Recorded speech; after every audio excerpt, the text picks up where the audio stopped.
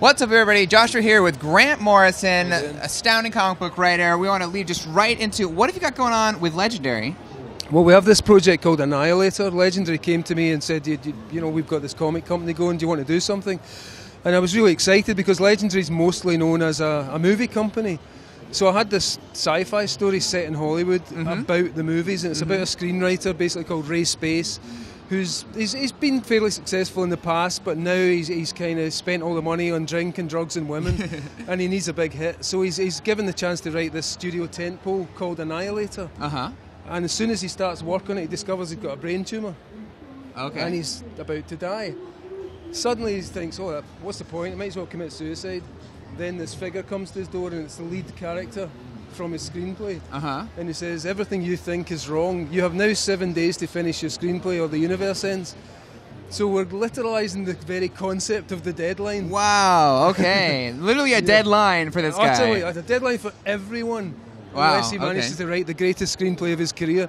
And basically the big conceit is that Nomax, who's the lead character in the screenplay, tells him, it's not a brain tumour, it's my biography. I fired it into your head from another universe. Now, I can't remember any of my history, so you have to tell me who I am, because I'm the only person that can save you guys. That's an incredible conceit, and I suppose it also must be very good to sort of make a story about deadlines. Is that sort of a meta-commentary there? Absolutely, and it was, like I say, literalising everything that writers have to deal with all the time and making it real and making it actually, it's about your mortality now. It's not just about, you know, writing a screenplay. So it's that, and it was also about my experience living in Hollywood, because we've been there for the last 5 years, coming back and forward from Scotland to LA. And it's a weird place, you know, it's, for all its surface glitter, there's a really dark, occult, witchy, devilish strain that runs through, you know, the Jim Morrison stuff, and Anton LaVey, and Church of Satan. So we kind of wanted to really say, this is about Los Angeles, this is about the movie business, this is about devil deals and how they work out. And that's what our story is, and I don't want to say too much beyond that, because I want people to follow the story and learn what's happening. But it's the idea, like, you tell a story to someone and maybe the story you're telling isn't the one they want to hear. It's revealing things about them that they didn't want to know about themselves. Right. And the more story, the darker it gets. So this is from Legendary. Is this a series or a graphic novel? It's going to be a series of 6 issues, 32 pages each. When's that coming out? It starts in September. The first one's out in early September. September, excellent. And, you know, and speaking of like waiting for things and deadlines and stuff, you have Multiversity, which I'm just going to grab real quick.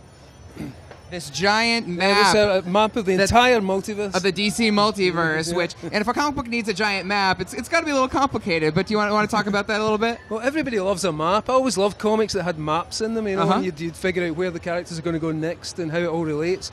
So we kind of wanted to do one, finally just do a big take on here's what the DC universe looks like from outside, and here are all the different worlds and realities. So this story is actually, it's just, you know, it's 7 different books, each set in a different parallel universe, and they're all communicating with each other, fighting a giant threat that we deal with in the bookends. So yeah, I mean, the project's been going for like 8 years for me, and I'm so glad it's finally coming out. Yeah, it's a huge thing that a lot of DC comic readers have been really waiting for. Very excited for that.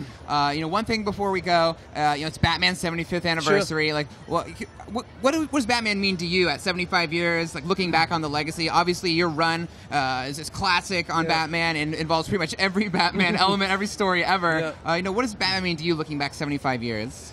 Well, just that he's our greatest pop culture superhero. I mean, or even hero. You've watched it happening over the years. He's just become more and more powerful.